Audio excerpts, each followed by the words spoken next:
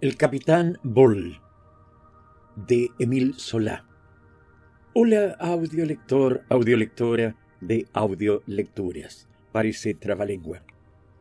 Hoy estoy aquí nuevamente para embarcarnos en otro emocionante viaje literario. Continuando con nuestra exploración del vasto universo literario, en el que recientemente disfrutamos Las caracolas de Monsieur Chabré de Émile Zola, quiero seguir rellenando esos huecos que hemos dejado en nuestra travesía literaria.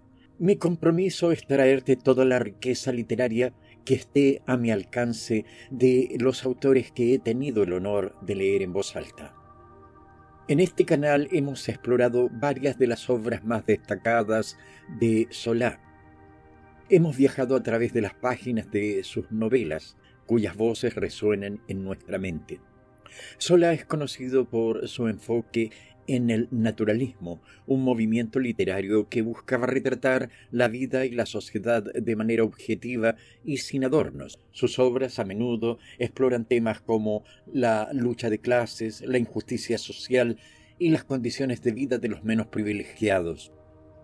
Una de sus obras más conocidas es la serie de 20 novelas conocida como Les Rougon-Macquart, que examina la influencia del entorno en la vida de sus personajes. A través de esta serie, Zola ofrece un retrato amplio y completo de la sociedad francesa de su época. Además de su obra literaria, Zola también es famoso por su papel en el caso Dreyfus, un escándalo político y judicial que sacudió a la sociedad francesa.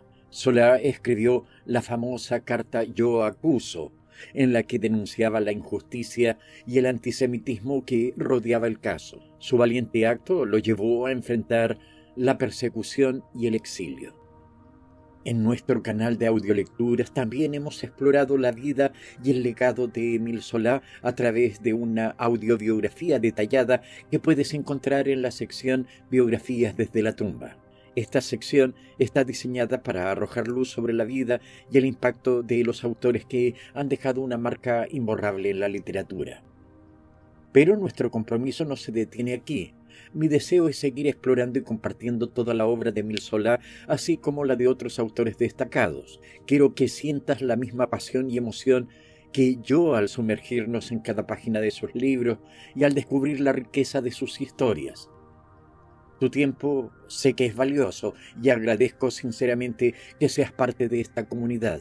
Te animo a que continúes compartiendo tus pensamientos y reflexiones en los comentarios y a que invites a otros amantes de la literatura a unirse a nosotros en este viaje. Así que, ¿qué te parece si seguimos explorando juntos el vasto universo literario de Émile Zola y de muchos otros autores? Tu apoyo es esencial para que podamos seguir compartiendo estas experiencias literarias y llenando cada rincón de nuestra biblioteca auditiva.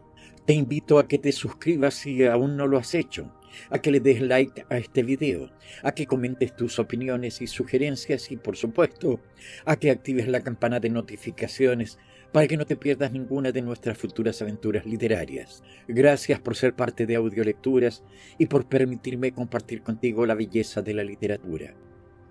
Y ahora, sin más demora, comencemos nuestra emocionante travesía literaria con el cuento El Capitán Bull.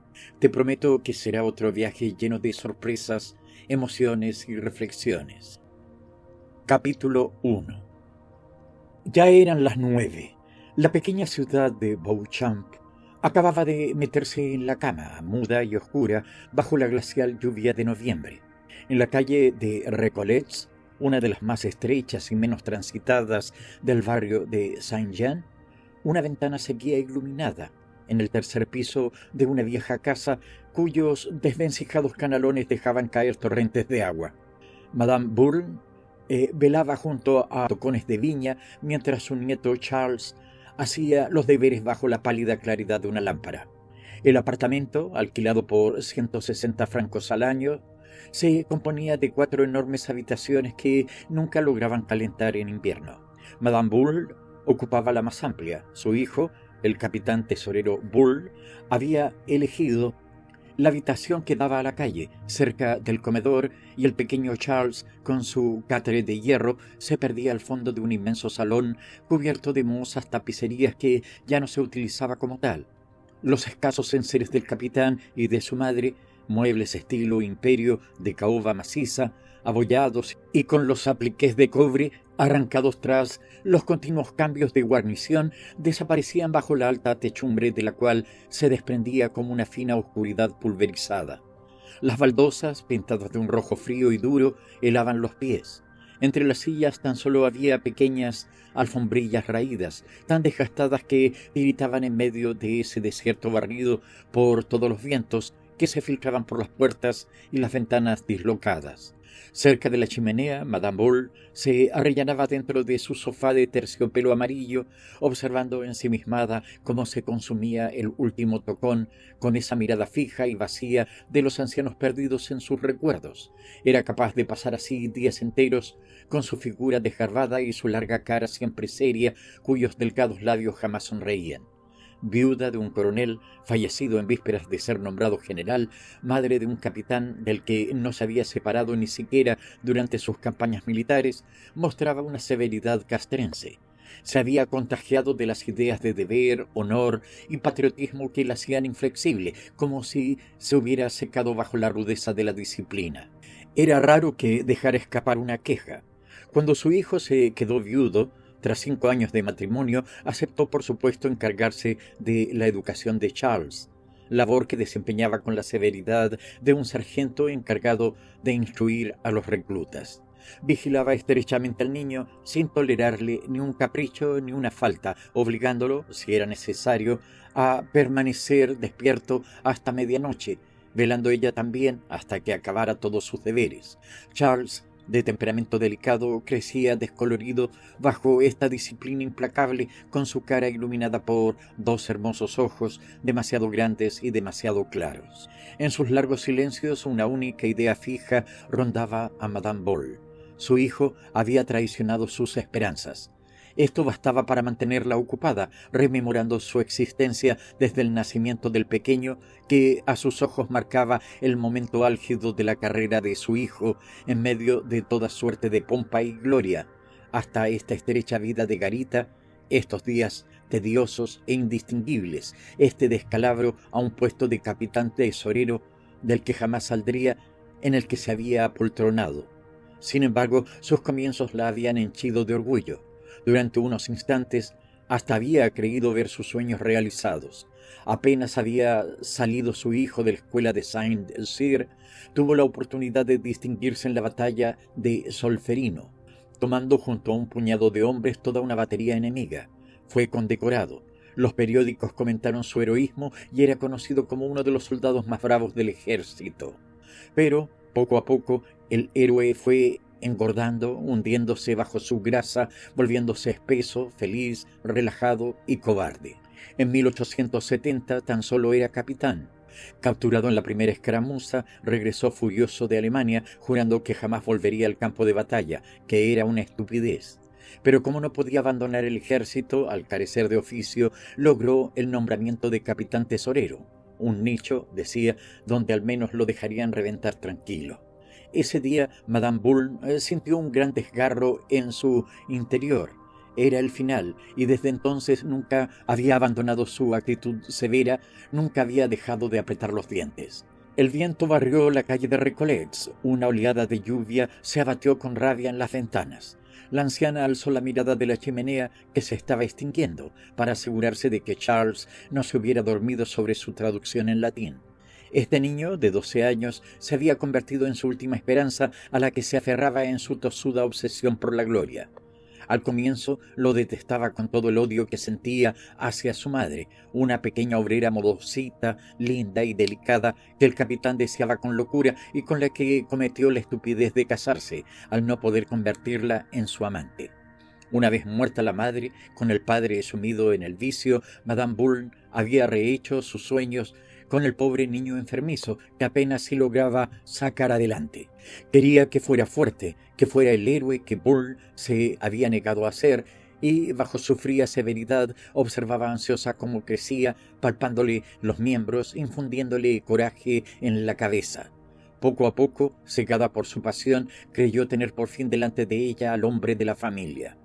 El niño, de naturaleza dulce y soñadora, en realidad sentía un horror físico hacia el oficio de las armas, pero como tenía auténtico pavor a su abuela y puesto que era muy dócil y obediente, repetía lo que ella decía, resignándose a convertirse en militar algún día. Madame Bourne se dio cuenta que el niño no avanzaba en su traducción. Charles, aturdido por el ruido de la tormenta, estaba en realidad dormido, con la pluma en la mano y la mirada plantada en el papel. Entonces ella golpeó con sus dedos resecos el borde de la mesa y el niño pegó un respingo. Abrió el diccionario y se puso a buscar febrilmente. Sin decir ni una palabra, la vieja mujer se acercó a los tocones e intentó reavivar el fuego, sin lograrlo. Cuando aún tenía fe en su hijo, se había dejado arruinar por éste, que se había comido sus pequeños ahorros en vicios que ella ni siquiera quería conocer. Y aún ahora el capitán Bourne seguía liquidando la casa. Todo se iba esfumando poco a poco. Estaban en la miseria, las habitaciones estaban vacías y la cocina siempre fría. Pero ella jamás le hizo ni un comentario, pues, disciplinada como era, seguía considerándolo el dueño de todo. Tan solo a veces sentía un escalofrío pensando que Poole podía llegar un día a cometer alguna tontería que impidiera a Charles entrar en el ejército. Se levantó para ir a buscar algún sarmiento a la cocina cuando se abatió sobre la casa una terrible borrasca que sacudió las puertas, arrancó una persiana y arrastró el agua de los reventados canalones, inundando las ventanas con sus torrentes. En medio de este estrépito escuchó un inesperado timbrazo. ¿De quién podía tratarse a tales horas y con este tiempo? Bull no acostumbraba a volver nunca antes de medianoche, si es que volvía antes de amanecer. Abrió la puerta. Apareció ante ella un oficial calado hasta los huesos, jurando en arameo. Por todos los diablos, a tiempo de perros. Era el mayor Laguette, un bravo anciano que había servido al mando del coronel Bull en los buenos viejos tiempos. Comenzó como enfant de troupe, pero, gracias a su bravura, mucho más que a su inteligencia, había alcanzado el grado de comandante, hasta que una enfermedad, un acortamiento de los músculos de un muslo, producido por una herida, lo obligó a aceptar el puesto de mayor. Incluso cojeaba levemente, pero no convenía recordárselo cara a cara, pues se negaba a aceptarlo. —¿Es usted mayor? —exclamó Madame Bull, cada vez más sorprendida. —Sí, maldita sea —gruñó Laguette—, y hay que quererla usted no poco para echarse a las calles con esta condenada lluvia. Con este tiempo no salen ni los curas. Sacudía todo el cuerpo, sus botas rebosaban de agua formando una charca en el suelo. Se puso entonces a mirar a su alrededor. Necesito impepinablemente ver ahora mismo a Bull. ¿Acaso ya se ha acostado el muy gandul? No, aún no ha regresado, respondió la vieja mujer con dulzura. El mayor se mostró exasperado. Exclamó en un arrebato de ira. ¿Cómo? ¿Que aún no ha vuelto? Pero entonces me han hecho buena chifla en su café. ¿Dónde la Melanie? Ya sabe, acabo de pasar por ahí y una criada se ha reído en mis barbas diciéndome que el capitán acababa de irse a acostar. Ah, pardiez, ya me parecía a mí. De buena gana le hubiera dado yo un buen tirón de orejas. Se fue calmando, pataleando por la habitación indeciso, con aire alterado. Madame Bull lo miraba fijamente. —¿Necesita usted hablar con el propio capitán en persona? —preguntó por fin. —Sí. —¿Y no puedo yo transmitirle el asunto? —No. La anciana no insistió, pero permaneció ahí mismo observando al mayor que no acababa de decidirse a partir. Al final tuvo un nuevo arrebato de ira. —¿Qué más da, maldita sea? Ya que he venido hasta aquí, pues se lo voy a contar a usted. Vaya que sí, tal vez sea lo mejor. Se sentó ante la chimenea, tendiendo hacia ella sus embarradas botas, como si flambeara un buen fuego tras los morrillos. Madame Bull iba a retomar su sitio en el sofá cuando se dio cuenta de que Charles, derrotado por la fatiga, acababa de deslizar la cabeza entre las páginas abiertas del diccionario. En un primer momento, la llegada del mayor lo había despabilado, pero en cuanto se dio cuenta de que no se ocupaban de él, no pudo resistirse al sueño. Su abuela se dirigía ya a la mesa para darle un cate en sus endebles manitas que palidecían bajo la lámpara, cuando el mayor la retuvo. No, déjelo dormir, al pobre pequeño. No se trata de nada muy divertido, que digamos, como para que lo escuche. Así que la anciana regresó a su asiento. Ambos se miraron durante unos instantes, en silencio. Pues vale, ya está, exclamó por fin el mayor y subrayó su siguiente frase con un furioso gesto de mentón. El muy cerdo de Bull ya nos la ha vuelto a jugar. A Madame Bull no le tembló ni un músculo, pero palidecía, cada vez más estirada en su sofá. El otro prosiguió. No, si ya me lo estaba yo oliendo, todo esto. Tenía incluso la intención de comentárselo a usted algún día. Bull no paraba de derrochar dinero con un aire idiota que me tenía escamado. ¡Ay, pardiez! ¡Ay, qué ser medio tonto para hacer semejantes asquerosidades! Y se puso a lanzarse furiosos puñetazos a la rodilla, enmudecido por la indignación. Finalmente la anciana tuvo que hacerle una pregunta directa. ¿Ha robado? Si es que no se lo va usted a creer, no. Yo nunca he comprobado las cosas, apruebo las cuentas, hecho la firma. Ya sabe usted cómo funcionan las cosas en el consejo. Solo cuando se acercaba a una inspección, como el coronel es muy quisquilloso, yo le decía, amigo, cuidado con la caja, que soy yo el que responde por ella, y me quedo tranquilo. Pero desde hace un mes, como se comportaba de forma extraña y me llegaron rumores feos, comencé a mirar atentamente sus registros, a mirar con lupa sus apuntes, pero todo parecía correcto, impecable. Tuvo que interrumpirse, embargado por tal arrebato de furia que no pudo evitar desahogarse inmediatamente. Maldito sea, maldito sea. Si no es tanto su pillería lo que me enoja, es más su repugnante comportamiento hacia un amigo como yo. Se ha cachondeado bien de mí, como lo oye. Madame Bull, maldito sea, ¿acaso me toma por un viejo imbécil? ¿Ha robado entonces?, volvió a preguntar Madame Bull. Hoy, prosiguió el mayor, un poco más tranquilo, según salgo de cenar, aparece Cagnox. ¿Lo conoce usted? Es el carnicero que está en la esquina de la Place aux Herbes. Otro bribón de la peor especie, el Gagnox, que ha logrado la adjudicación de la carne y que alimenta a nuestros hombres con todas las vacas que revientan de viejas por los alrededores. Vale, pues lo recibo como a un perro, como lo que es, cuando me desvela todo el pastel.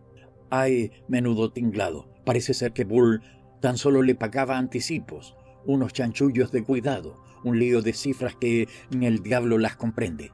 Vamos, que Bull le debe 2.000 francos y el carnicero amenaza con ir a soltar todo el cuento al coronel si no se le paga inmediatamente. Y lo peor de todo es que el muy cerdo de Bull, para liarme a mí, me entregaba cada semana un recibo falso que él mismo firmaba, directamente como Gagnox. ¿Hacerme eso a mí? ¿Esa farsa a su viejo amigo? Maldito sea 1000 veces. El mayor se alzó esgrimiendo los puños hacia el techo y se desplomó en la silla. Madame Bull se limitó a insistir. Entonces ha robado.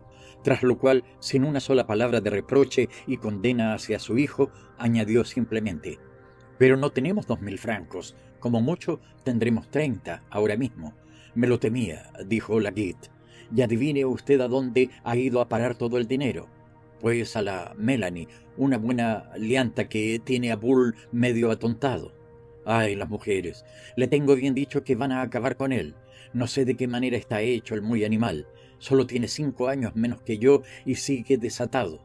Menuda naturaleza». Se produjo un nuevo silencio. La lluvia arreciaba afuera y se podía oír en la pequeña ciudad dormida el estrépito de los tubos de chimenea y de las tejas de pizarra que la ventisca estrellaba contra el adoquinado de las calles. «Venga», dijo el mayor levantándose. «De nada sirve quedarse aquí pasmado. Ya lo sabe usted todo. Me voy». «¿Qué hacer? ¿A quién recurrir?», murmuraba la anciana.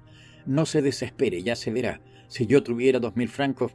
Pero ya sabe usted que no soy rico». Se calló un tanto avergonzado. Él, solterón, sin mujer ni hijos, se bebía escrupulosamente su paga en coñac y absenta y perdía en el écarté lo que hubiera sobrado. Por lo general, es cierto, todo de forma muy honesta. «No pasa nada», prosiguió cuando ya se hallaba en el umbral de la salida. «Voy a husmear un poco en casa de la doncella a ver si encuentro ahí a nuestro canalla. Removeré Roma con Santiago. Bull, el hijo de Bull, condenado por robo. Venga ya, eso no es posible. Sería el fin del mundo. Antes volaría toda la ciudad en pedazos. Pardiez, no se apene. Todo esto resulta mucho más hiriente para mí. Le dio al anciano un vigoroso apretón de manos y desapareció por la sombra de la escalera mientras ella lo iluminaba alzando su lámpara. Cuando volvió a posarla en la mesa, en medio del silencio y de la desnudez del amplio cuarto, permaneció unos instantes inmóvil ante Charles, que seguía durmiendo con la cara entre las páginas del diccionario. Con sus largos cabellos rubios parecía la pálida cabeza de una muchacha que estuviera soñando. Cierta ternura asomó en el rostro endurecido y cerrado de la abuela, pero no fue sino un rubor pasajero, pues la máscara retomó enseguida su fría tosudez. Aplicó un golpe seco en la mano del pequeño, diciendo: «Charles, tu traducción». El niño se despertó sobresaltado, tiritando de frío, y se puso de nuevo a hojear rápidamente el diccionario. En ese preciso instante, el mayor Laguitte, que acababa de dar un buen portazo en la salida a la calle, recibió tal bolsa de agua procedente de los canalones que pudieron escuchar perfectamente sus juramentos entre la varaunda de la tormenta. Tras lo cual ya no se oyó otra cosa más que el estrépito de la lluvia y el leve chirrido de la pluma de Charles garbateando el papel. Madame Bull retomó su asiento frente a la chimenea, estirada, con los ojos clavados en el fuego muerto, con su inflexibilidad e inalterabilidad de todas las noches. Capítulo 2. El café de París de la viuda Madame Mélanie Cartier estaba situado en la Place du Palais, una gran plaza irregular llena de pequeños olmos polvorientos. En Beauchamp se solía decir: «Vamos a donde la Mélanie».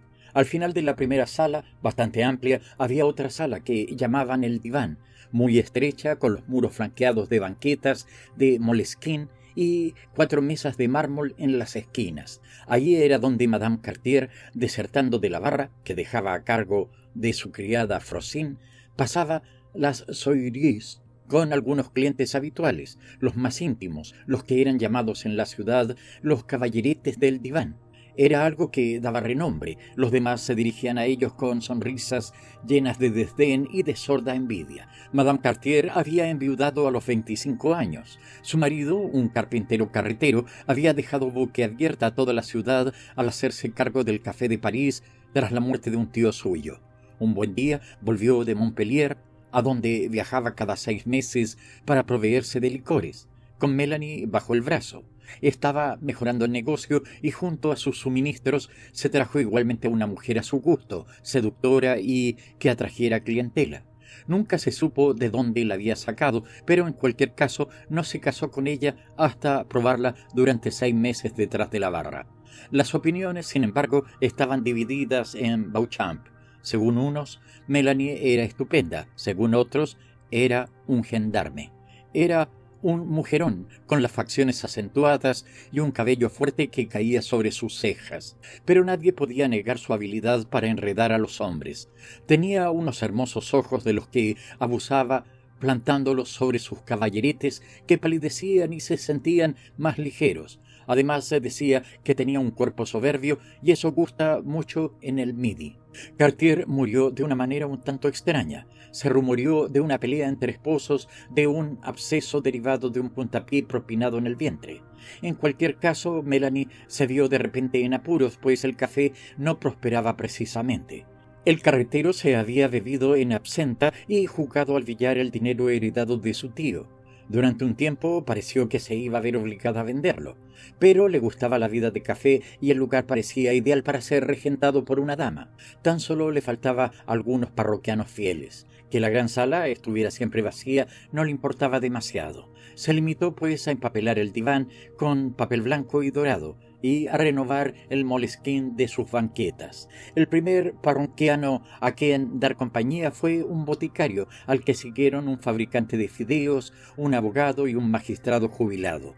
Así que el café permaneció abierto, a pesar de que el garzón no llegaba a servir ni 20 consumiciones al día. Las autoridades toleraban el lugar porque se guardaban las formas y al fin y al cabo mucha gente respetable se hubiera visto comprometida en caso de ser cerrado. En la sala grande aún se reunían 4 o 5 pequeños rentistas del vecindario que pasaban las tardes entre partidas de dominó. No parecieron notar la muerte de Cartier ni el cambio de ambiente del Café de París y mantuvieron sus hábitos. Pero el garzón cada vez tenía menos quehaceres, así que Melanie acabó despidiéndolo. Frosine se encargaba de encender una sola lámpara en un rincón donde los rentistas se echaban la partida. De vez en cuando, alguna bandada de jóvenes, atraídos y excitados por las historias que se contaban sobre Melanie, invadía la sala con risotadas escandalosas e intimidadas, pero eran acogidos con aires de fría dignidad y la patrona o bien no hacía acto de presencia o, si se hallaba en la sala, los aplastaba con un desprecio de mujer hecha y derecha que los reducía a balbuceos. Melanie era demasiado inteligente como para dejarse llevar por chiquilladas.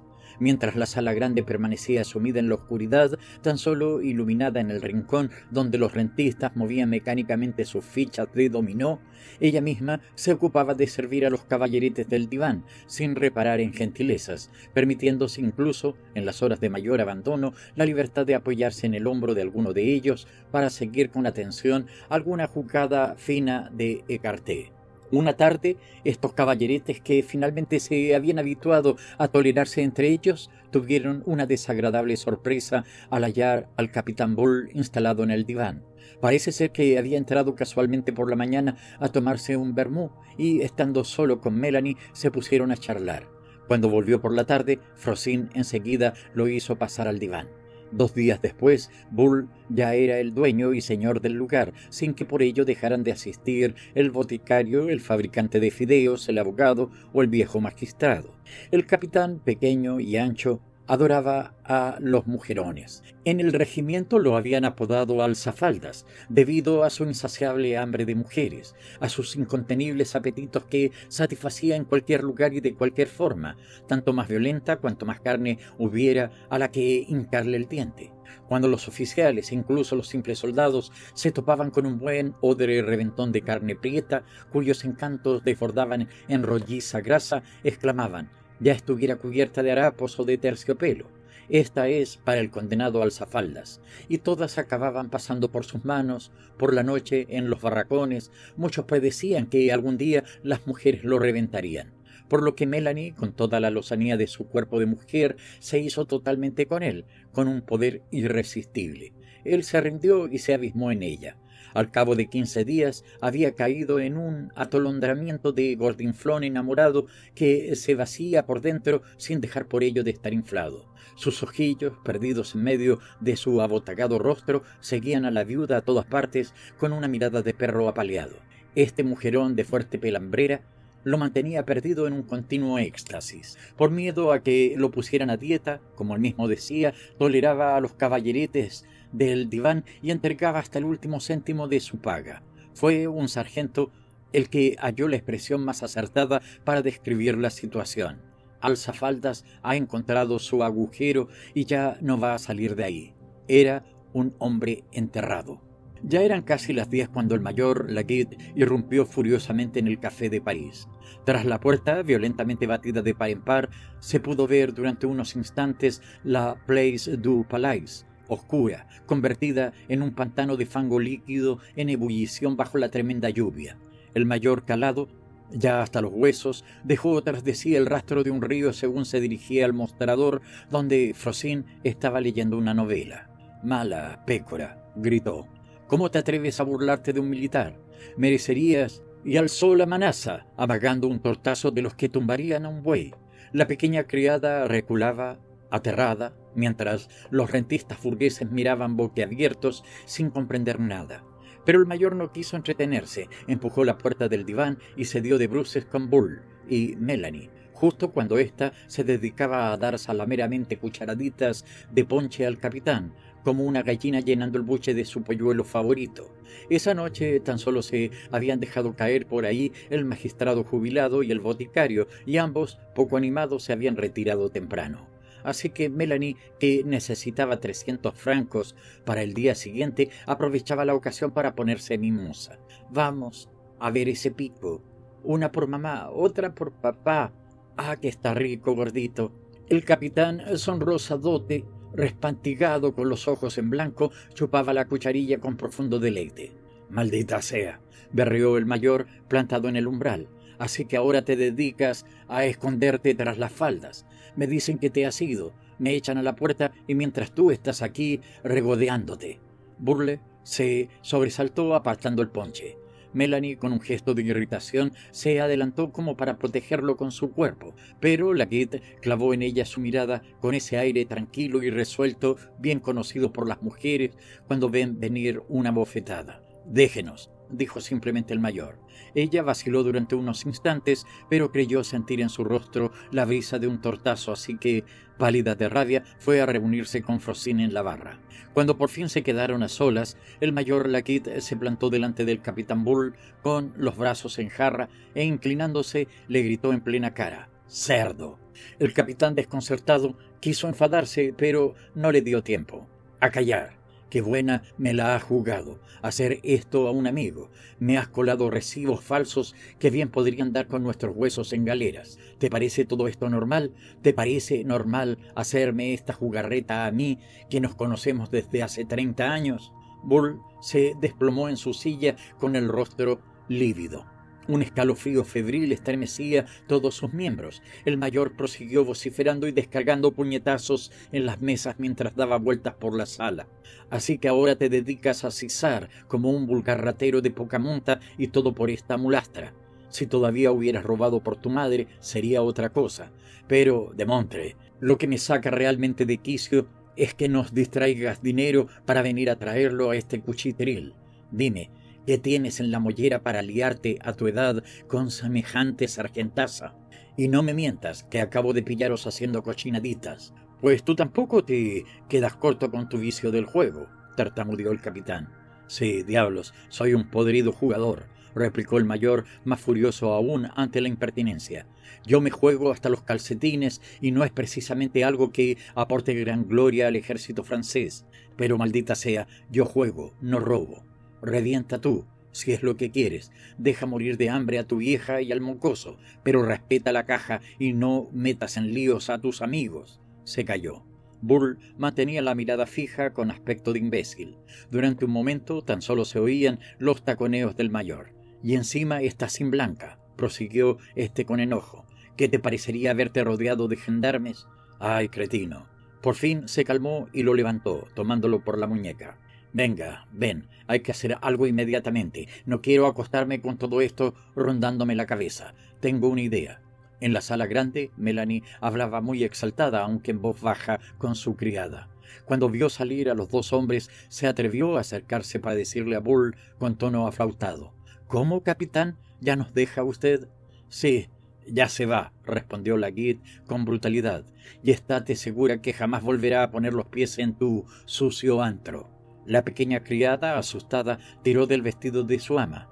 Esta tuvo la desafortunada idea de murmurar «borrachuzo». El mayor lanzó de repente el bofetón que le ardía en la mano desde hacía un tiempo, pero ambas mujeres se agacharon oportunamente, así que tan solo golpeó el moño de Frosine, aplastando el bonete y rompiendo su peine. Los pequeños rentistas lanzaron una exclamación de indignación. «¡Diablos! ¡Larguémonos de aquí!», dijo Laguet, empujando a Bull a la calle. «Como me quede un rato más, me lío a tortazos con todos ahí dentro». Una vez fuera, para atravesar la plaza, tuvieron que chapotear hasta los tobillos. La lluvia, empujada por el viento, chorreaba por sus rostros. Mientras el capitán avanzaba en silencio, el mayor se puso a reprocharle sus tejemanejes aún con mayor viveza. «Linda noche para andar callejeando, ¿no le parecía? Si no hubiera hecho tantas tonterías, ambos estarían ya calentitos en sus camas en vez de estar chapoteando por ahí». Tras lo cual se puso a despotricar contra Gagnox, un cretino cuya carne estropeada ya había provocado 3 cólicos a todo el regimiento. Dentro de 8 días terminaba el contrato con él. No volverían a adjudicárselo ni aunque fuera el propio diablo. «Depende de mí. Yo escojo a quien quiero», rugía el mayor. «Prefiero que me corten un brazo antes que ese envenenador gane un ochavo más a nuestra costa». Y se tropezó cayendo en un riachuelo que lo cubría hasta las rodillas. Con la voz ahogada entre juramentos añadió: «¿Sabes lo que te digo? Que voy a subir a su casa.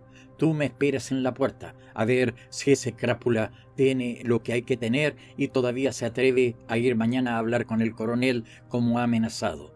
¿Con un carnicero? Demonios, mira que comprometerte con un carnicero. Ah, estarás orgulloso. Esto no te lo perdono en la vida. Llegaron a la Place aux Herbes. La casa de Gagnox estaba a oscuras, lo que no impidió a Laguitte propinar violentos aldabonazos en la puerta hasta que le abrieron. El capitán Bull se quedó solo en la espesa noche, pero ni siquiera se le ocurrió ponerse a cubierto. Permaneció plantado en una esquina del mercado, de pie bajo una lluvia torrencial, con un zumbido en la cabeza que le impedía pensar. No se aburrió porque había perdido la percepción del tiempo. La casa, con su puerta y sus ventanas cerradas, parecía muerta. Él simplemente la miraba. Cuando el mayor salió al cabo de una hora, al capitán le pareció que apenas acababa de entrar. Laguitte, con aspecto sombrío, no dijo nada. Bull no se atrevió a preguntarle. Durante unos instantes se buscaron en las tinieblas, intuyendo dónde estaba cada uno, tras lo cual retomaron el paso por las calles oscuras, donde el agua corría como si se tratara del lecho de un río. Andaban así uno junto a otro, lejanos y enmudecidos. El mayor, sumido en su silencio, ya ni siquiera lanzaba juramentos. Sin embargo, como volvieron a pasar por la Place du Palais y el Café de París seguía iluminado, palmeó el hombro de Bull diciéndole: «Como vuelvas a entrar en ese antro». «No te preocupes», respondió el capitán antes de que acabara la frase, y le tendió la mano, pero Laguitte replicó: «No. Te acompaño hasta la puerta de tu casa. Así me aseguro que por lo menos esta noche no vuelves ahí». Continuaron andando hasta la calle de Recolets, donde ambos ralentizaron el paso. Ya frente a su puerta, el capitán, tras haber sacado su llave del bolsillo, por fin se decidió a preguntar: «¿Y bien?» «¿Y bien?», repitió el mayor con rudeza. «¿Soy tan canalla como tú?» «Sí, he cometido una canallada».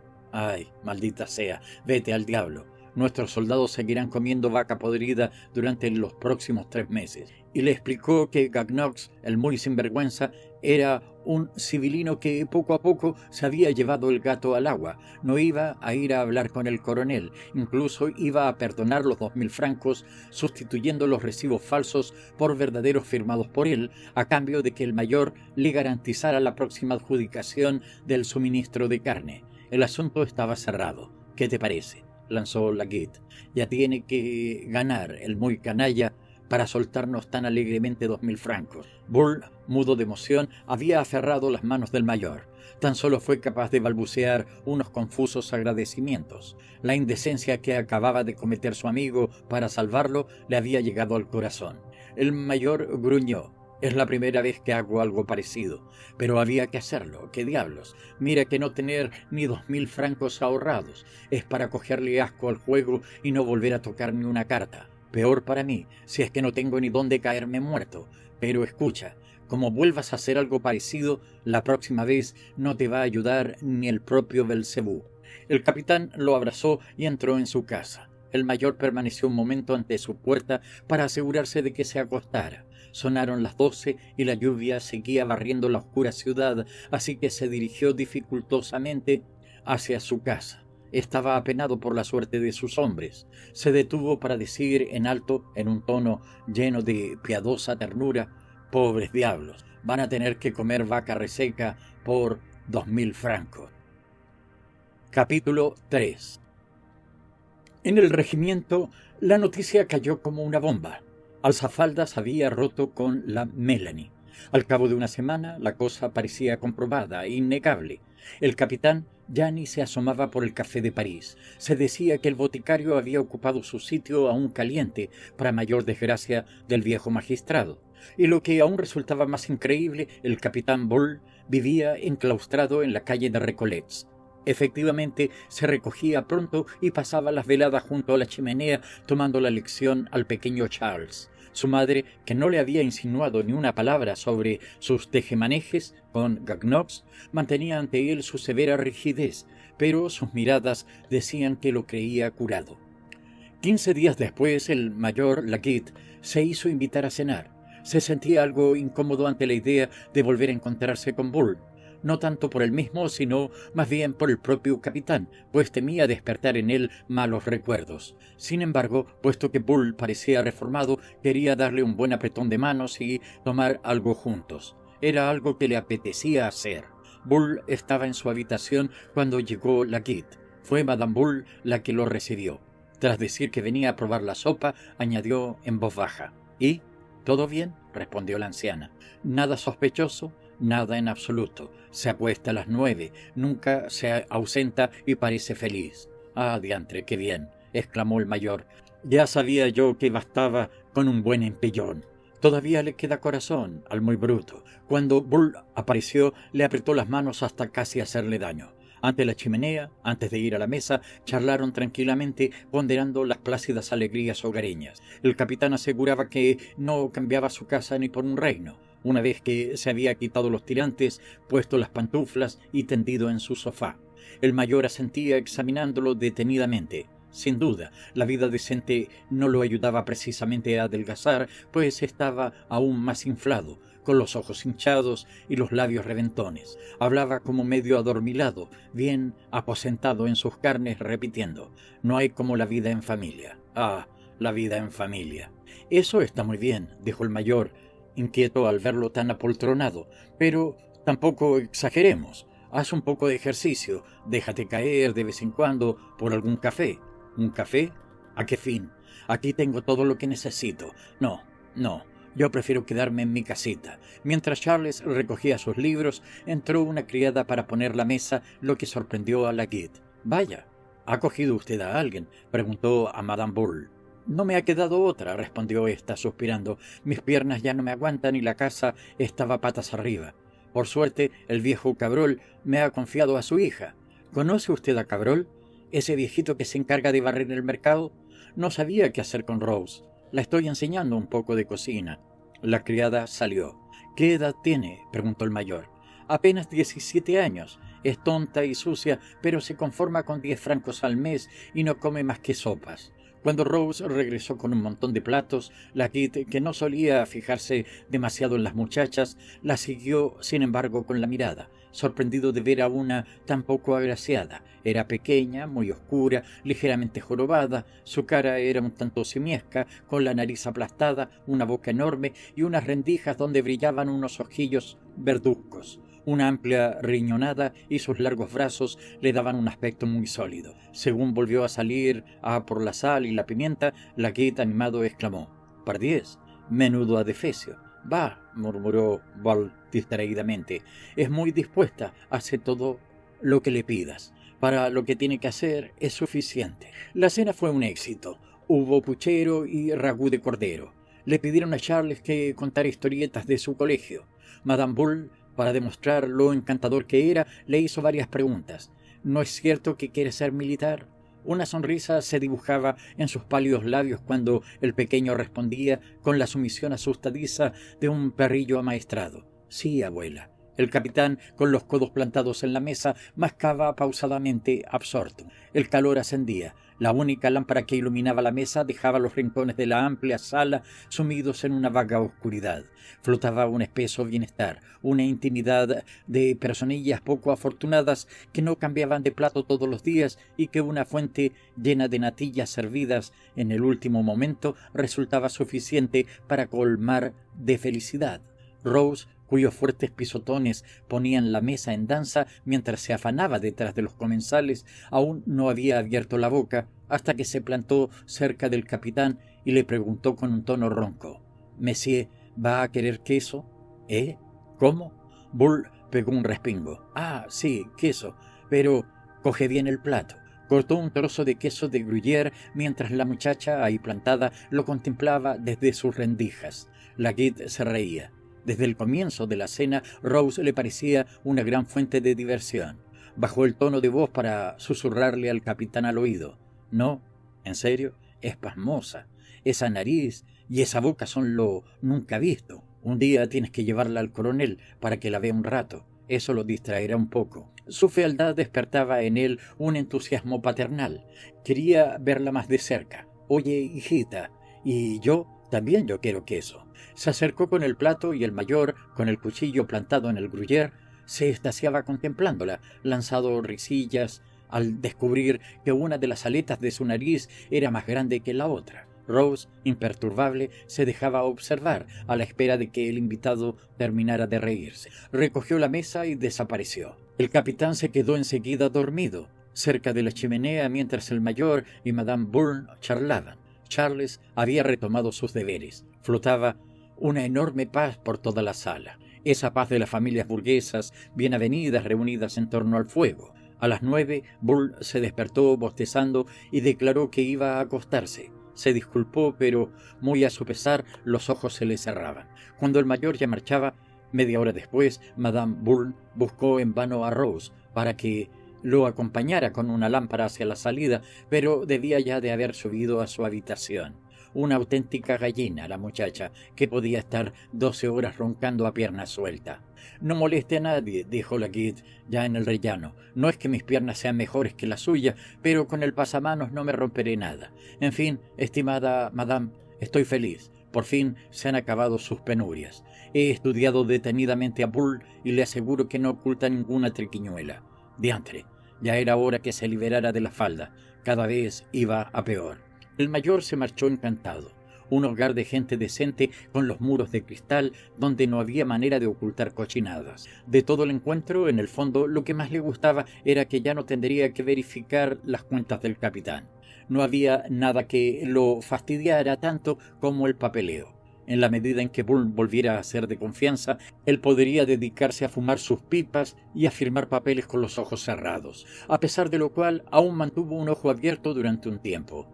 Pero los recibos eran auténticos, los saldos estaban perfectamente equilibrados, no había nada irregular.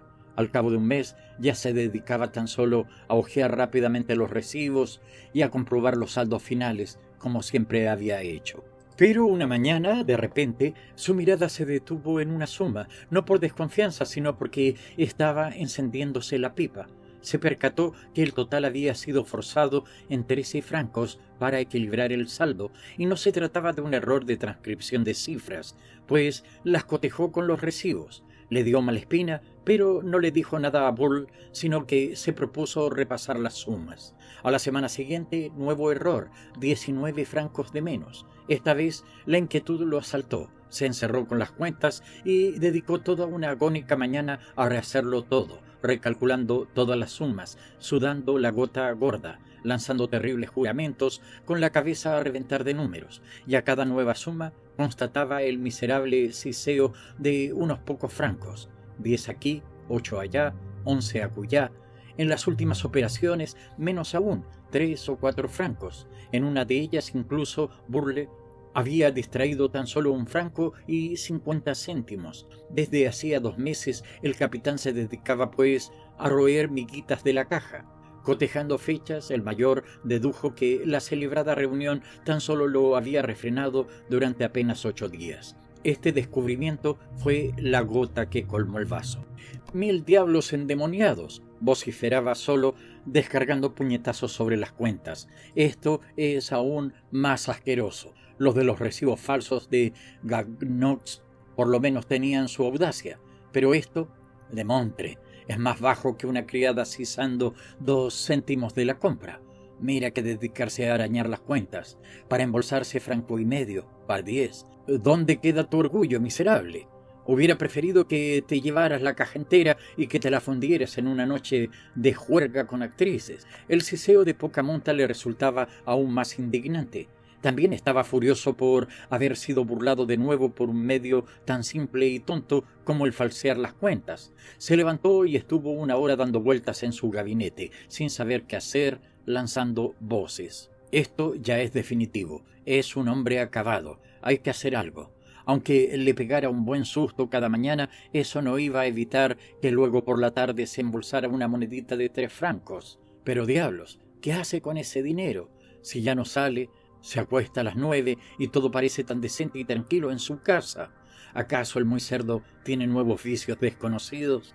Volvió a su mesa y contó las cantidades distraídas, que sumaban 545 francos. ¿De dónde sacar tal cantidad de dinero? La inspección precisamente iba a ser dentro de poco. Bastaba que el maniático del coronel se le ocurriera comprobar alguna suma para que se descubriera el pastel. Esta vez Bull estaba acabado. Esta idea calmó al mayor. Ya no lanzaba juramentos, estaba helado, imaginándose a Madame Bull estirada y desesperada ante él. Estaba también tan angustiado por su propia suerte que el corazón parecía a punto de salírsele del pecho. «Veamos», murmuró. «Lo primero que hay que hacer es aclarar qué historietas hay detrás de todo esto. Luego ya habrá tiempo de actuar». Se dirigió al despacho de Bull. Desde la acera de enfrente atisbó una falda que desaparecía por el hueco de su puerta. Pensando que estaba a punto de descubrir todo el pastel, se deslizó detrás y se puso a la escucha. Se trataba de Melanie. Reconoció su tono aflautado de mujerón. Se quejaba de los caballeretes del diván. Hablaba de una letra que no sabía cómo iba a poder pagar, que los alguaciles ya estaban llamando a la puerta de su casa, que iba a tener que venderlo todo. Pero como el capitán apenas decía nada, salvo que no tenía ni un céntimo, acabó deshaciéndose en lágrimas. Se puso a tutearlo, llamándole mi niño favorito, pero por mucho que desplegara sus mayores encantos, estos no parecían surtir ningún efecto, pues la voz sorda del capitán seguía repitiendo imposible, imposible. Al cabo de una hora, Melanie por fin se fue, hecha una furia. El mayor, estupefacto por el giro de los acontecimientos, esperó un momento antes de entrar en el despacho donde el capitán se había quedado solo. Lo halló perfectamente tranquilo, así que, a pesar de sus ganas de mandarlo 3 veces al infierno, se contuvo, decidido como estaba a llegar antes hasta el fondo del asunto. No había nada sospechoso en el despacho. Delante de la mesa de madera negra, sobre el asiento de arcilla del capitán, había un decente cojín de cuero. En un rincón, la caja de dinero parecía sólidamente cerrada, sin una sola muesca. El verano se acercaba y por la ventana se escuchaba el trino de un canario. Todo estaba en un orden impecable. De las cajas de cartón emanaba un olor a legajos que inspiraba confianza. ¿No era la fulana de la Melanie esa que acaba de salir?, preguntó Laguet. Bull alzó los hombros y murmuró: «Sí, ha venido haciéndose la salamera a ver si lograba trincharme 200 francos, pero no le he dado ni un franco, ni 10 céntimos». «Vaya», replicó el mayor, sondeándolo, «pues me habían comentado que habíais vuelto a rejuntaros». «¿Cómo? Que va, para nada. Ya estoy harto de todas esas pelanduscas». Laguet se retiró más estupefacto aún. ¿Qué había hecho, pues, con los 545 francos? ¿Acaso el muy rastrero había dejado las faldas para pasarse al vino y a la bebida? Se propuso intentar sorprender a Bull en su propia casa esa misma tarde. Tal vez pegando la hebra con él y con su madre lograra descubrir algo. Pero esa misma tarde su pierna comenzó a dolerle de una forma intolerable. No iba nada bien desde hacía algún tiempo, incluso se había tenido que resignar a usar un bastón para no ir por ahí a trompicones como un cojitranco.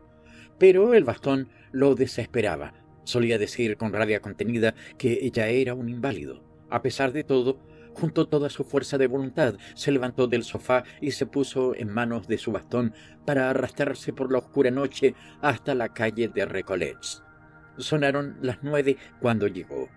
El portal estaba entreabierto. Iba resoplando por el 3er piso cuando escuchó ruido de voces en el piso superior. Creyó reconocer la voz de Bull y se acercó con curiosidad. Al fondo del pasillo, a la izquierda, una puerta dejaba pasar un haz de luz. Al ruido de sus pisadas, la puerta se cerró y se encontró de repente sumido en la oscuridad más absoluta. «¡Qué bobada!», se dijo. «Alguna cocinera que se va a acostar». A pesar de todo, se acercó lo más cautelosamente posible hasta la puerta para pegar el oído a la misma. Se oían 2 voces charlando. Se quedó boquiabierto. Se trataba del cerdo de Bull y del monstruo de la criada, Rose. «Me prometiste 3 francos», decía la criada con rudeza. «Dámelos». «Cariñito, te los traeré mañana», insistía Bull, suplicante. «Hoy no ha podido ser. Ya sabes que siempre cumplo mis promesas. O me das 3 francos o ya está saliendo de aquí». Ya debía de haberse desvestido y de estar sentada en el borde de su cama de correas, pues crujía cada uno de sus movimientos. El capitán, de pie, pataleaba hasta que se acercó. «Sé buena, anda, hazme un sitio». ¿Quieres dejarme en paz?, gritó Rose con tono torcido. A que me pongo a gritar y le cuento todo a la vieja. No hay sitio hasta que no me des 3 francos. No había manera de que cambiara de opinión. Parecía una bestia tosuda que se negaba a avanzar. Bull se enfadó, lloró y finalmente, para ablandarla, sacó de su bolsillo un tarro de confitura que había cogido del armario de su madre. Rose lo aceptó y lo vació de inmediato, sin pan, con el mango de un tenedor que había en su cómoda. Estaba delicioso, pero cuando el capitán creía haberla conquistado, volvió a rechazarlo con el mismo obstinado gesto. No hay confituras que valgan, yo quiero los 3 francos. Tras esta última exigencia, el mayor alzó su bastón como para partir la puerta en 2. Estaba a punto de estallar. 1000 demonios, maldita buscona. Hacer tal cosa a un capitán del ejército francés. Ya se había olvidado de la falta de Bull. Tan solo pensaba en estrangular a ese horror de mujer, a esa descarada. ¿Cómo se atrevía a andar con exigencias semejante a adefesio? Era ella la que tenía que pagar. Finalmente se retuvo para seguir escuchando. «Me apena mucho lo que me haces», repetía el capitán. «Yo que he sido tan bueno contigo, te he regalado un vestido, unos pendientes y un pequeño reloj, pero ni siquiera te pones mis regalos. Vaya, ¿para qué? ¿Para estropearlos? Papá se encarga de guardar bien mis cosas. Y todo el dinero que me ha sacado, papá me lo guarda también». Se produjo un silencio. Rose estaba meditando. «Escucha, si me prometes que mañana me traes 6 francos, te hago un sitio. Ponte de rodillas y jura que mañana me traes 6 francos. No, no, de rodillas». El mayor, estremecido, se alejó de la puerta y se quedó en el rellano, adosado al muro. Las piernas se le iban solas y blandía su bastón como si fuera un sable en la oscura noche de la escalera. ¡Ay, diantre! Ahora entendía por qué el cochino de Bull ya no salía de casa y se acostaba a las 9. Bonita conversación, ya te digo, y con una sucia pécora que ni el último de la tropa recogería de un montón de basura. Pero, maldita sea, exclamó el mayor, para esto mejor que se hubiera quedado con Melanie. ¿Y ahora qué? Entraba y los molía a palos a ambos. Esta fue su primera idea, pero enseguida se apiadó de la pobre anciana de la madre. Lo mejor era dejarlos con sus marranadas. El capitán ya era un caso perdido. Cuando un hombre caía tan bajo, ya no se podía hacer nada por él, salvo echarle una paletada de tierra encima para acabar de enterrarlo, como a una bestia podrida, para que no contamine al resto del mundo. Y por mucho que alguien le hundiera la nariz en su propia mierda, volvería a lo mismo al día siguiente. Acabaría cisando céntimos para comprar dulces que ofrecer a pordioserillas pulgosas. 1000 demonios, con el dinero del ejército francés, y el honor de la bandera, y el apellido Bull, hasta ahora respetado, él lo estaba arrastrando por las cloacas. 1000 diablos endemoniados, esto no podía acabar así. Pero un instante después el mayor ya se había ablandado. Si por lo menos tuviera él los 545 francos, pero no tenía nada. La noche anterior, en la cantina de la pensión militar, tras haberse emborrachado con coñac con un cadete, lo había perdido todo en el juego. Se le estaba bien merecida la cojera, lástima que no hubiera reventado. Dejó a los 2 tortolitos que retosaran, descendió y llamó a Madame Bull. Pasaron unos buenos 5 minutos hasta que la anciana vino a abrirle. «Discúlpeme», dijo, «pensaba que esa marmota de Rose seguía por aquí. Tendré que ir a sacudirla un poco de su cama». Pero el mayor la retuvo. «¿Y Bull?», preguntó. «Oh, ese lleva roncando desde las 9. ¿Quiere usted ir a llamar a la puerta de su dormitorio?» «No, no. Tan solo quería darle a usted las buenas noches». En el comedor, Charles, sentado como siempre ante la mesa, acababa de terminar su traducción. Pero parecía aterrorizado. Sus manitas blancas temblaban. Su abuela, antes de enviarlo a la cama, le leía relatos de batallas para desarrollar en él el espíritu heroico familiar. Esa noche, la historia del Bengueur, una nave repleta de moribundos tracada por el vasto océano, a punto estuvo de provocar en el niño una crisis nerviosa, llenándole la cabeza de horribles pesadillas. Madame Bull pidió al mayor que asistiera al final de la lectura. Tras la misma, cerró el libro con gran solemnidad con las palabras del último marinero: «Viva la República». Charles estaba más pálido que una sábana. «¿Lo has oído?», dijo la anciana. «El deber de todo soldado es el de morir por la patria». «Sí, abuela». Dio un beso en la frente de Madame Bourle y se fue, tembloroso, a acostarse en su enorme habitación, donde el mínimo crujido de la madera le provocaba sudores fríos. El mayor se había quedado escuchando con gravedad. Sí, diablos, el honor era el honor. No podía dejar que el cretino de Bourle deshonrara a la pobre vieja y al mocoso. Puesto que el chaval sentía tanta afición por la vida militar, tenía que poder entrar en la escuela de Saint-Cyr con la cabeza bien alta. Sin embargo, el mayor no acababa de decidirse a intentar un plan de lo más audaz que lo rondaba tras haber escuchado ahí arriba la historia de los 6 francos, cuando Madame Bourle tomó la lámpara para acompañarlo. Según pasaban ante la habitación del capitán, ella se sorprendió al ver la llave en la puerta, lo que no era habitual. «Entre usted, pues, a verlo», le dijo ella. «No es bueno que duerma tanto. Se está embruteciendo». Y antes de que se lo pudiera impedir, abrió la puerta y se quedó helada al hallar el dormitorio vacío. Laguitte se ruborizó, mostrándole tan avergonzado que ella lo comprendió todo de golpe, conectando 1000 pequeños detalles. Usted lo sabía, tartamudeaba. ¿Por qué no me advirtió? Dios santo, en mi casa, al lado de su hijo, con esa lavandera, con ese monstruo. Ha vuelto a robar, ¿no es así? Lo presiento». Se quedó estirada, blanca, rígida. Añadió con un tono duro: «¿Sabe lo que le digo? Que preferiría que estuviera muerto». Laguitte tomó sus 2 manos y las mantuvo durante un momento apretadas entre las suyas, tras lo cual desfiló, pues un nudo le atravesaba la garganta y a punto estaba de echarse a llorar. ¡Ay, 1000 demonios! Ahora ya estaba decidido a intentarlo. Capítulo 4. La inspección general estaba programada para finales de mes. El mayor contaba pues con 10 días. Al día siguiente se arrastró a trompicones hasta el Café de París, donde pidió una caña.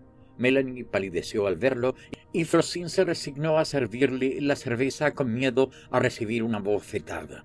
Pero el mayor no parecía buscar guerra. Pidió una silla para estirar su pierna, tras lo cual se tomó la caña con la tranquilidad de cualquier cliente sediento. Llevaba 1 hora ahí cuando vio pasar por la Place du Palais a 2 oficiales, al jefe de batallón Morandot y el capitán Doucet. Los llamó agitando escandalosamente el bastón. «Venid a tomaros una cañita conmigo», les gritó en cuanto se acercaron un poco. Los oficiales no se atrevieron a negarse. Cuando la criada ya les había servido, Morandot preguntó al mayor: «¿Así que ahora usted para por aquí?» «Sí, la cerveza no está nada mal». El capitán Doucet guiñó los ojos con travesura. «¿Pertenece usted al diván, mayor?» Laguitte se echó a reír, pero no respondió. Entonces comenzaron a bromear sobre Melanie mientras el mayor alzaba los hombros con aire inocente. Al fin y al cabo, no dejaba de ser toda una mujer, y muchos de los que fingían desdeñarla hubieran hecho en realidad muchas tonterías por tenerla.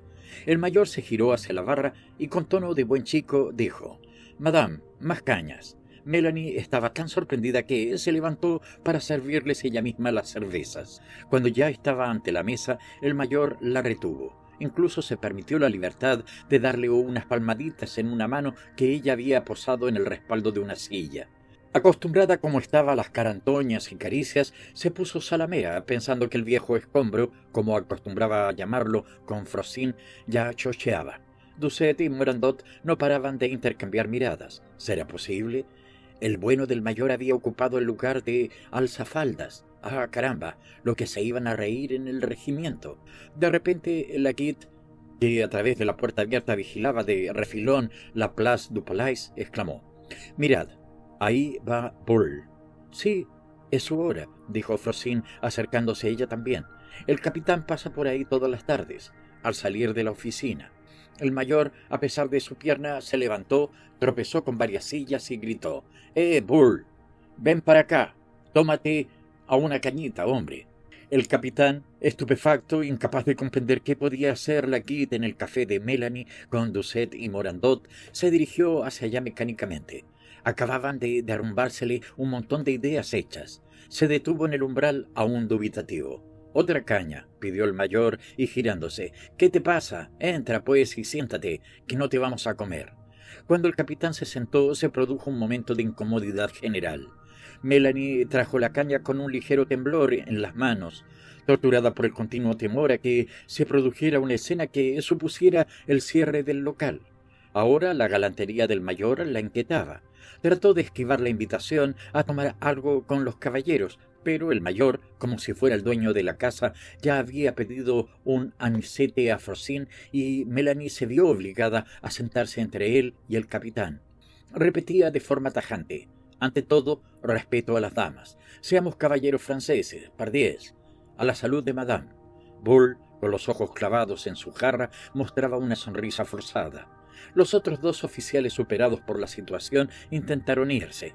Afortunadamente, la sala estaba vacía. Tan solo estaban los pequeños rentistas en su mesa, echando la partida de la tarde, mirando de refilón a cada juramento, escandalizados de que hubiera tanta gente y dispuestos a amenazar a Melanie con irse al café de la estación antes que tener que soportar una invasión de la tropa. Las moscas zumbaban, atraídas por la suciedad de las mesas que Frosín tan solo limpiaba los sábados. Instalada en la barra, la pequeña criada había retomado su novela. —¿Y bien? —¿No brindas con madame? —dijo con rudeza el mayor a Bull. —Un poquito de educación, por favor. Y como Doucet y Morandot volvían a hacer amago de levantarse, prosiguió: —Esperada, de Montre. Nos vamos juntos, por culpa de este animal que nunca ha sabido comportarse. Los dos oficiales permanecieron de pie, sorprendidos por la brusca ira del mayor. Melanie intentó poner paz con su risa de mujer complaciente, tomando los brazos de ambos hombres. Pero la Guide prosiguió: —No, déjeme. ¿Por qué no quiere brindar? No dejaré que le insulte, madame. ¿Está claro? Ya empiezo a estar harto de este cerdo. Bull, muy pálido tras el último insulto, se levantó y dijo a Morandot: —¿Pero qué le pasa? ¿Me hace venir para insultarme? ¿Acaso está borracho? —Mil diablos endemoniados —vociferó el mayor. Se puso de pie, temblando sobre sus piernas, y sacudió un buen tortazo al capitán. Melanie tuvo el tiempo justo de agacharse para evitar que la alcanzara de pasada. Se montó un buen jaleo. Frosín comenzó a lanzar gritos desde la barra como si la estuvieran pegando a ella. Los pequeños rentistas se atrincheraron detrás de su mesa, temiendo que todos esos soldados desenfundaran sus sables y comenzaran a masacrarse. Pero Doucet y Morandot habían tomado al capitán por los brazos, impidiéndole que saltara la garganta del mayor, y lo condujeron poco a poco hacia la salida. Una vez fuera, lograron calmarlo un poco, echando toda la culpa a la Kid. El coronel mismo decidiría sobre el asunto, pues se comprometieron a ir a someterlo a su criterio, en calidad de testigos del mismo. Cuando lograron que Paul se marchara, regresaron al café donde estaba la Kid, muy emocionado, con los ojos llenos de lágrimas, pero fingiendo tranquilidad, apurando su caña.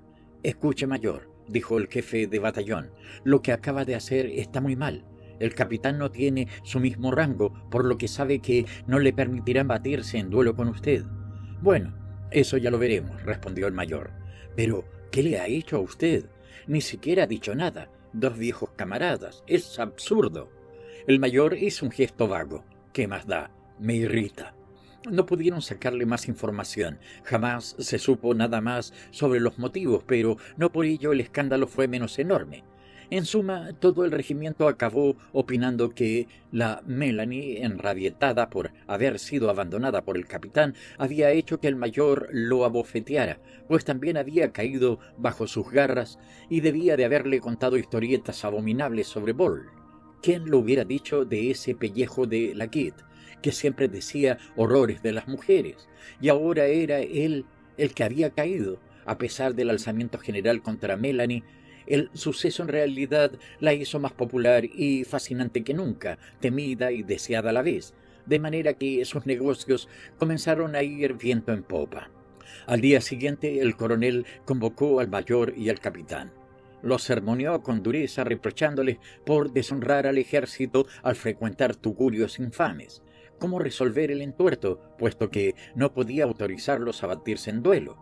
Esta era la cuestión que desde el día anterior se debatía apasionadamente en todo el regimiento.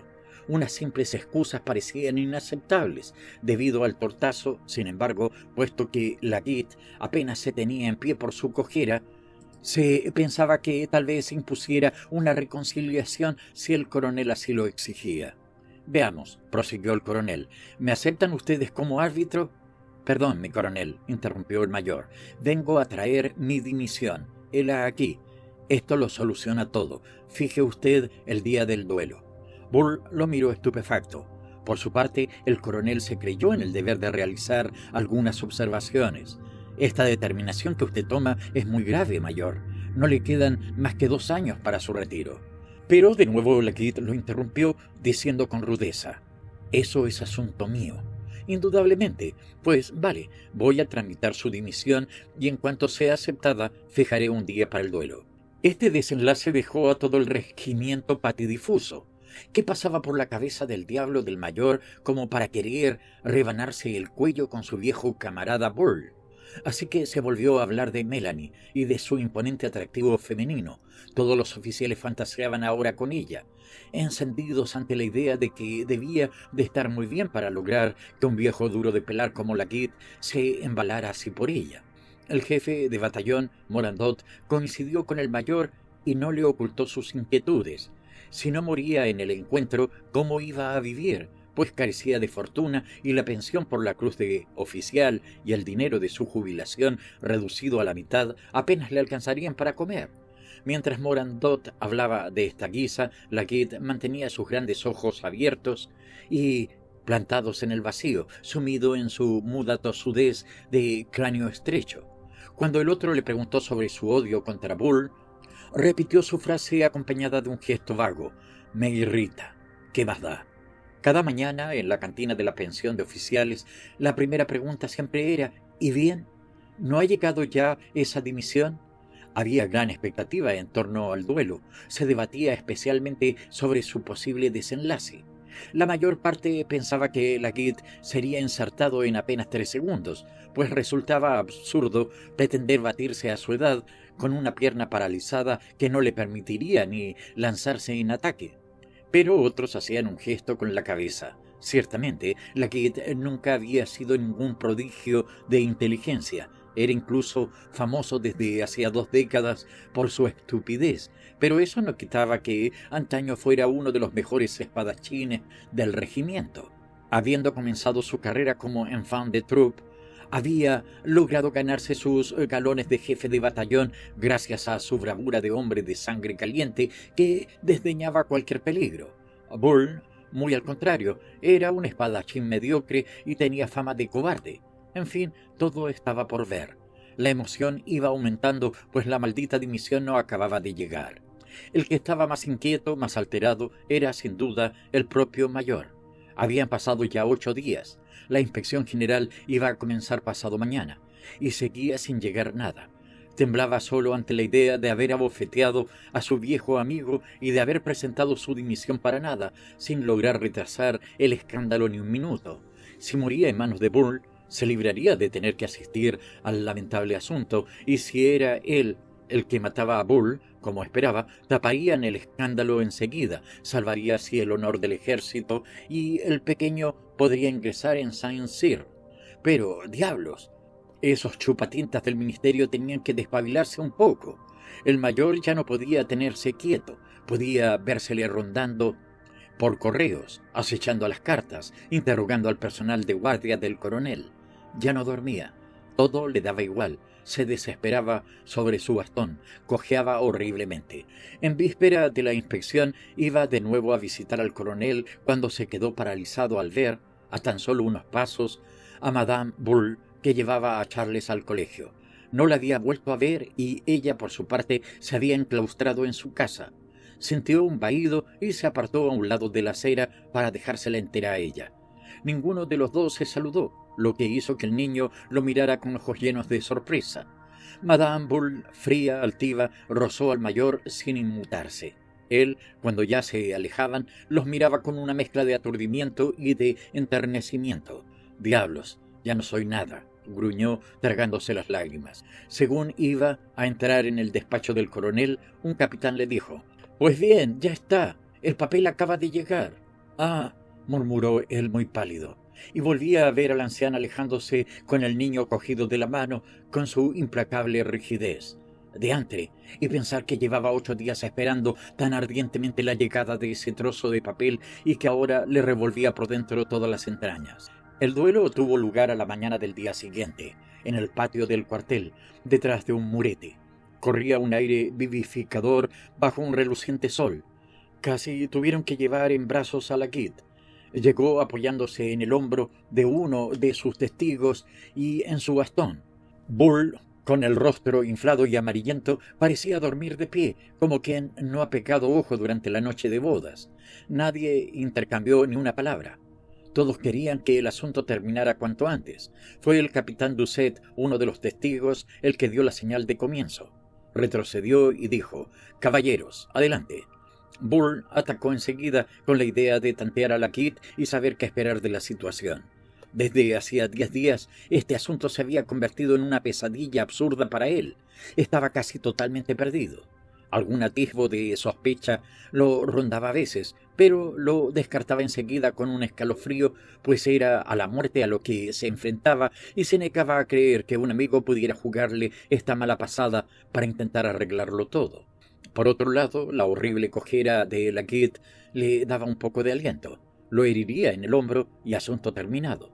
Durante un par de minutos sus hierros se cruzaron con el típico chasquido metálico. De repente el capitán hizo un quiebro y lanzó un ataque. Pero el mayor, recuperando su muñeca de antaño, hizo una terrible parada de quinta. Si hubiera contraatacado, el capitán hubiera resultado ensartado de parte a parte. Este retrocedió precipitadamente, lívido, sintiéndose en manos de su rival, que acababa de perdonarle la vida, por el momento. Ahora lo entendía, se trataba efectivamente de una ejecución. Sin embargo, la Kidd, plantado sobre sus piernas lisiadas, esperaba como una estatua de piedra. Los dos adversarios se observaron en silencio. En los ojos enturbiados de Bull apareció una súplica, un ruego de gracia. Ya sabía por qué iba a morir, y como un niño juraba que nunca lo volvería a hacer. Pero la mirada del mayor permaneció implacable. El honor era el dueño de la misma y asfixiaba toda su ternura de buen hombre. «Acabemos», murmuró entre dientes. Esta vez fue él quien atacó. Se vio un relámpago. Su sable flambeó cruzando de derecha a izquierda. Volvió y se plantó con una estocada recta y fulgurante en el pecho del capitán, que se desplomó como un peso muerto sin un solo grito. La Kidd soltó el sable, contemplando al pobre Sebón de Bull, tendido patas arriba, con la panza al aire. El mayor repetía una y otra vez, enfurecido y roto por la emoción: «Mil diablos endemoniados». Sus dos testigos tuvieron que llevárselo en brazos, pues sus piernas ya no le respondían y no podía andar ni con el bastón. 2 meses más tarde, el anciano mayor se arrastraba por una soleada y desierta calle de Beauchamp, cuando volvió a toparse frente a frente con Madame Bull y el pequeño Charles. Ambos vestían un estricto luto. Quiso evitarlos, pero las piernas no le respondían y se dirigieron directamente hacia él sin frenar ni acelerar el paso. Charles seguía con su dulce rostro asustado de niña. Madame Bull mantenía su rígida altivez, más dura y seca que nunca. Como la Kidd se apartó, metiéndose en el ángulo de una puerta cochera para despejar su camino, ella se detuvo bruscamente ante él y le tendió la mano. El mayor dudó un instante, pero acabó estrechándola, pero se puso a temblar de pies a cabeza, sacudiendo el brazo de la anciana. Intercambiaron en silencio miradas enmudecidas. «Charles», dijo por fin la abuela, «da la mano al mayor». El niño obedeció sin comprender. La Kidd estaba muy pálido. Apenas osaba rozar los delicados dedos del pequeño. Entonces, comprendiendo que debía hacer algo, tan solo se ocurrió lo siguiente: «¿Sigue usted pensando en que vaya a Saint-Cyr?» «Claro, en cuanto tenga la edad», respondió Madame Bull. A la semana siguiente, una fiebre tifoidea se llevó a Charles. La víspera, su abuela le había vuelto a leer la batalla de Bengers para aguerrirlo. Durante la noche, el delirio se amparó de él. Murió de miedo. Fin.